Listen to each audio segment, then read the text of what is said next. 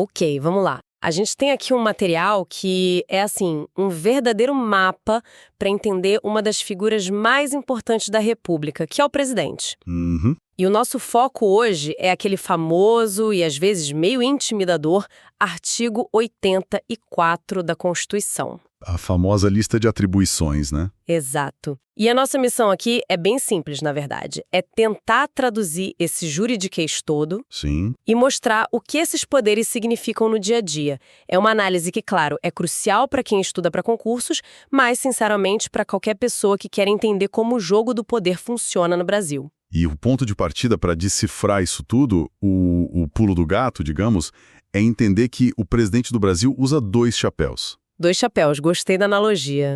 Muitas vezes ao mesmo tempo. Ele é chefe de Estado, ou seja, ele é a personificação do país para o mundo, Certo? e ele também é chefe de governo, que é o administrador da máquina pública, quem toca a política interna. Saber qual chapéu ele está usando em cada inciso do artigo 84, isso muda tudo. Essa ideia dos 2 chapéus é ótima. E o texto já começa com uma palavrinha que me saltou aos olhos. As competências são privativas. Parece um detalhe técnico, mas algo me diz que aí tem um mundo de significado, né? Tem sim. Essa palavra é a fundação de todo o resto. E a distinção aqui não é só semântica, é o DNA do nosso sistema de freios e contrapeso. Certo. Quando a Constituição fala que uma competência é privativa, ela está dizendo, basicamente, presidente, a responsabilidade final é sua, mas eu permito que você delegue, que você empreste essa tarefa em algumas situações bem específicas. É bem diferente de uma competência exclusiva, como algumas que o Congresso tem, por exemplo. E qual a diferença na prática? A competência exclusiva é uma chave que não pode ser copiada, não pode ser emprestada, ponto final. É indelegável. Entendi.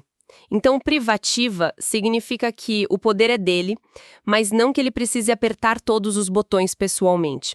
A Constituição dá uma margem de manobra para a gestão. Exatamente. Isso desconstrói um pouco aquela imagem do presidente supercentralizador, né? Totalmente. Mostra que o sistema foi desenhado para ter um titular da responsabilidade, mas também para permitir que a máquina administrativa funcione com agilidade. A delegação é uma ferramenta de gestão prevista na própria regra do jogo. Ok. Isso já clareia muito o começo. Agora, vamos para a parte que talvez seja a mais visível e muitas vezes a mais polêmica no debate público. O poder de expedir decretos. O material que a gente tem aqui destaca que existem 2 tipos principais. E a diferença de poder entre eles é gigantesca. Sem dúvida. Esse é o ponto nevrálgico do artigo 84. É onde o bicho pega, né? Exatamente. Porque, assim, a gente tem, de um lado, o que se chama de decreto de execução, ou decreto regulamentar. Ele está lá no inciso 4º. Ok. Pensa nele como se fosse o manual de instruções de uma lei. O Congresso aprova a lei, que é a regra geral, e o presidente edita um decreto para detalhar como aquela lei vai ser aplicada na prática. O ponto crucial aqui, o mais importante, é que esse decreto não pode inovar. Inovar em que sentido? Ele não pode criar um direito que a lei não previu, nem impor uma obrigação que não estava lá. Ele é tipo um ator coadjuvante da lei. Certo. Ele não é a estrela do show, é o assistente de palco que arruma os detalhes para a lei poder brilhar. Mas e o outro tipo? O tal do decreto autônomo?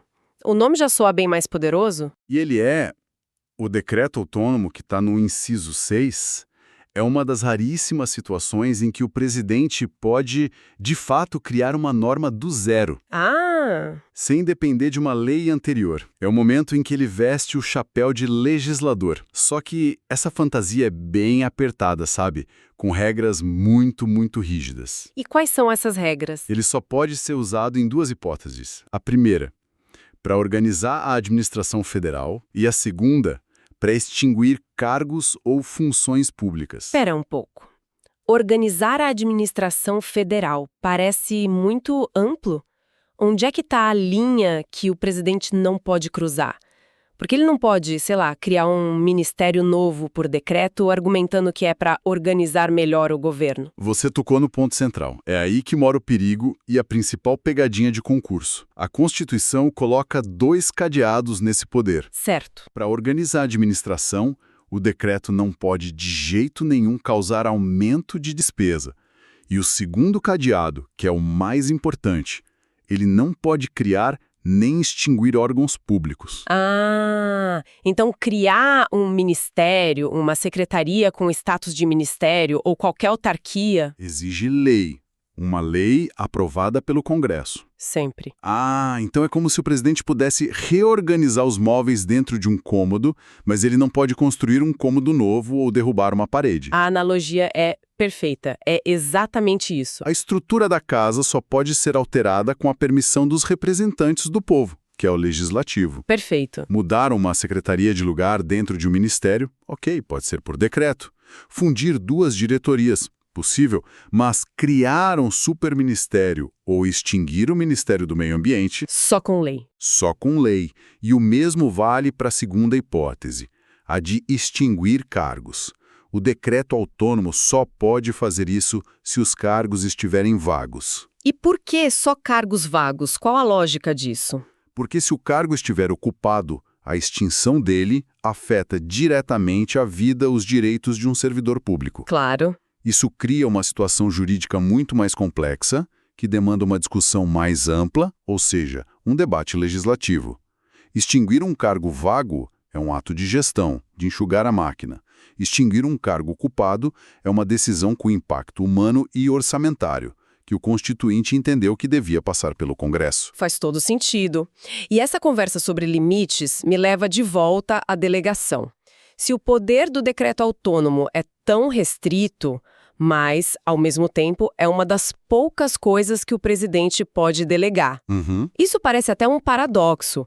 Para quem ele pode passar essa batata quente? A lista de quem pode receber essa delegação é curtíssima e fechada, o que os juristas chamam de rol taxativo. Certo. O presidente só pode delegar essas atribuições para 3 figuras: seus ministros de Estado, o Procurador-Geral da República, o PGR... O chefe do Ministério Público Federal. Isso, e o Advogado-Geral da União, o AGU. E ninguém mais. E o material que a gente analisou bate muito na tecla de que sempre tentam incluir o defensor público geral nessa lista, em provas não é. Sempre. É a pegadinha clássica. Por que ele fica de fora? Parece uma escolha deliberada. É uma escolha deliberada do legislador.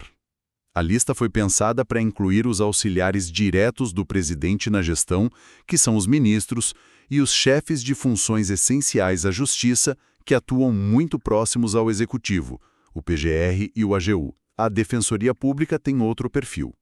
Mas o que importa para a prova é a literalidade. A lista tem 3 nomes, e o DPG não é um deles. Ok, lista de pessoas definida.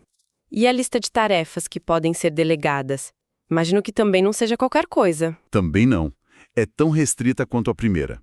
São só 3 poderes delegáveis, todos listados lá no parágrafo único do artigo 84. Certo. O primeiro é justamente o do decreto autônomo, que a gente acabou de discutir. O segundo é a competência para conceder indulto e comutar penas. O perdão de penas. Exato, um ato de clemência. E o terceiro é a primeira parte do inciso 25, prover cargos públicos federais, que na prática significa o ato de nomear. Curioso que a concessão de indulto, um ato de perdão tão simbólico, com tanto peso, possa ser delegado. Eu sempre imaginei que seria algo personalíssimo do presidente. É uma percepção comum, mas a delegação aqui tem uma razão bem prática. Muitas vezes, a análise para concessão de indulto, especialmente aqueles coletivos de Natal, sabe? Sim, claro. Envolve um volume gigantesco de processos, de critérios técnicos. Delegar essa atribuição, geralmente para o ministro da Justiça, torna o processo muito mais eficiente, mas a responsabilidade política final, claro, continua sendo do presidente. O que nos leva ao que não pode ser delegado. Então, poderes como, sei lá, declarar guerra, celebrar a paz, editar medidas provisórias ou nomear o ministro do STF. Intransferíveis. O presidente não pode passar essa bola para ninguém. De forma alguma. Esses são considerados um núcleo duro do poder presidencial. São decisões que moldam o destino do país, as relações internacionais, o equilíbrio entre os poderes. Aham. A Constituição entende que a responsabilidade por esses atos é tão grande que deve recair única e exclusivamente sobre a pessoa que foi eleita para ocupar aquele cargo. Excelente. Agora vamos voltar para aqueles 2 chapéus que você mencionou no começo. Vamos lá. Acho que com esses exemplos a gente consegue ver na prática quando o presidente está agindo como chefe de Estado e quando ele está como chefe de governo. Sim. E organizar o pensamento assim ajuda muito a fixar. Como chefe de Estado, o presidente é a voz e o rosto do Brasil para o mundo. Certo. Os exemplos são bem intuitivos. Manter relações com outros países, acreditar seus diplomatas. Celebrar tratados internacionais que depois, claro, precisam ser aprovados pelo Congresso. Uhum. E, nos casos mais extremos, declarar guerra e celebrar a paz. Até mesmo um ato mais simbólico, como conferir condecorações, é um ato de chefe de Estado. E como chefe de governo, ele é o síndico do Condomínio Brasil. Boa analogia. É isso mesmo. Ele está cuidando da administração interna. Aí entram as tarefas do dia a dia do poder. Nomear e demitir seus ministros, Ok. sancionar ou vetar as leis que vêm do Congresso, editar as famosas medidas provisórias, que têm força de lei imediata, e enviar para o Congresso as propostas de orçamento. Uma atribuição que me parece meio ambígua é a de exercer o comando supremo das Forças Armadas. Ah, essa é uma ótima observação. Intuitivamente, parece uma função de chefe de Estado, de defesa da soberania, mas parece que está mais ligada à ideia de chefe de governo. Por quê? Exato. Embora a consequência da atuação das Forças Armadas seja externa, a competência em si é de administração de uma parte fundamental do Poder Executivo. Ah, entendi. O presidente, como chefe de governo, é o chefe de toda a burocracia federal, e isso inclui a hierarquia militar. É uma função de gestão e comando interno, mesmo que o propósito dessa gestão seja a defesa externa do país. E nesse tema, a declaração de guerra é o exemplo máximo daquele sistema de freios e contrapesos que a gente falou. O presidente propõe, mas ele não decide sozinho, certo? Perfeitamente. Mesmo no ato mais extremo de soberania, que é levar o país a um conflito, o presidente não tem um cheque em branco. Uhum. O artigo 84 diz que ele declara guerra, mas essa declaração precisa ser autorizada pelo Congresso Nacional ou referendada por ele. Ou seja, ele depende da concordância dos representantes do povo. Isso diz muito sobre como nossa democracia foi desenhada para evitar decisões impulsivas e concentradas. Ok, a gente passou por muitos detalhes técnicos. Se tivéssemos que montar um kit de sobrevivência para entender o artigo 84, um resumo com as armadilhas mais comuns, o que não poderia faltar? Vamos lá, o resumo para não cair em pegadinha. Primeiro ponto, decreto não cria nem extingue órgão público. Para isso, o caminho é sempre uma lei. A regra de não construir um cômodo novo na casa. Anotado. Isso. Segundo ponto, a extinção de cargos públicos por decreto só é possível se os cargos estiverem vagos. Vagos. Se tiver um servidor ocupando a cadeira, a extinção também depende de lei. Porque aí mexe com direitos e a discussão precisa ser mais ampla. Certo. Terceiro ponto. A delegação do indulto. A pegadinha é dizer que o indulto é um ato personalíssimo indelegável. Errado.